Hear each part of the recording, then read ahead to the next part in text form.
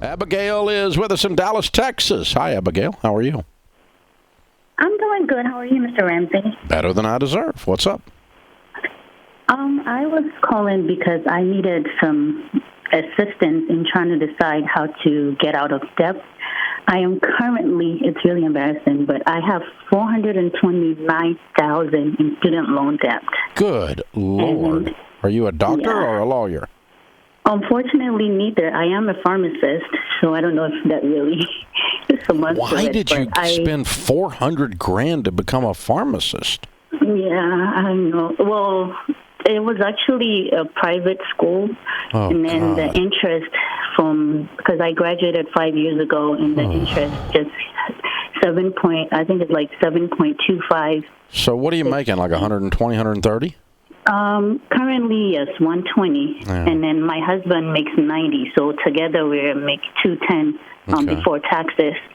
And unfortunately, before I found your program, we purchased a home that right now I know we shouldn't have because we can't afford it, but we currently owe $350,000 on that.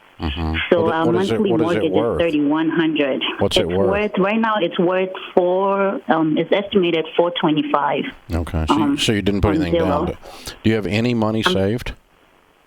I was out of work for a while, but we only have about $30,000 saved right now because I was out of work for about a year. I had a baby, and so I couldn't work for a while. But we only have $30,000 in our savings, and right now we're both working full time.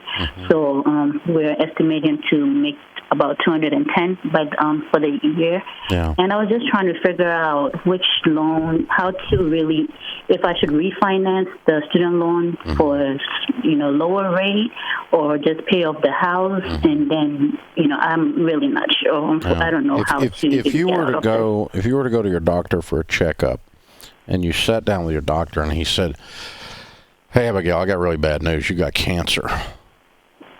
It would scare you to death, wouldn't it?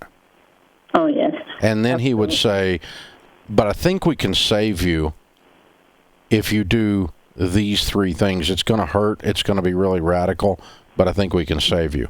That's where you are. You have financial cancer. Yes. The bad news is you are in a deep hole. The good news is you have a pretty good-sized shovel making 210.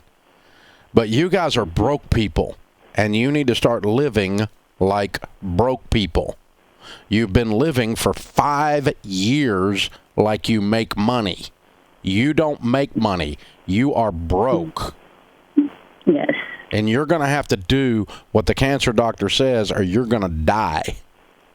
Okay. And that means you are never going on vacation again until you get this cleaned up. You are not going out to eat again until you get this cleaned up. You aren't buying any more XYZ, period. Beans and rice and beans at your house. You're going to live like broke people because you're broke people. If you make $210,000 and you do that and you live on less than $100,000 and you put $100,000 a year on student loans, in 4 years you'll be debt free, won't you? Yes. But that means no life. Scorched earth on the lifestyle. And that's going to shock your system because you guys have been spending everything you make for 5 years. You have nothing to show for your good income. Yeah. You got to stop it. It's going to be radical. And there's no in between. This student loan is going to be the bane of your existence for the next 25 freaking years if you don't stand up to it and punch it in the nose.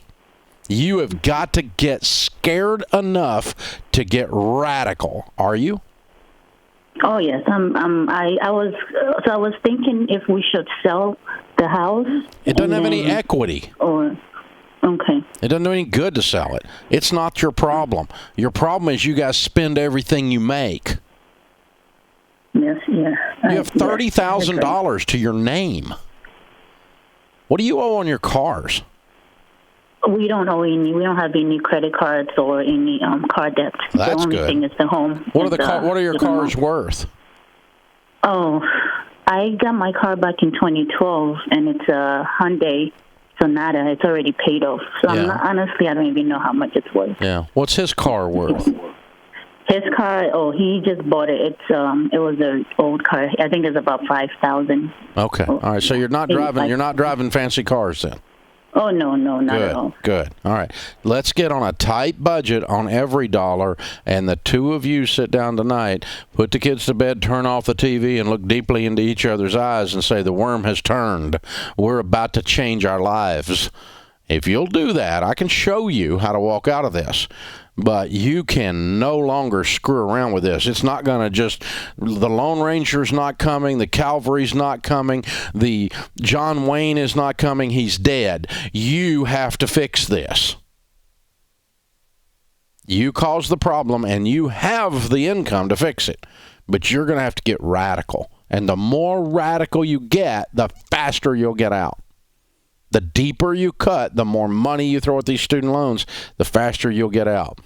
But dancing with the devil has gotten you nowhere except getting your toes stepped on. And that's what you've been doing. You've been dancing with old ugly Sally Mae just like she loves you or something, and she does not love you.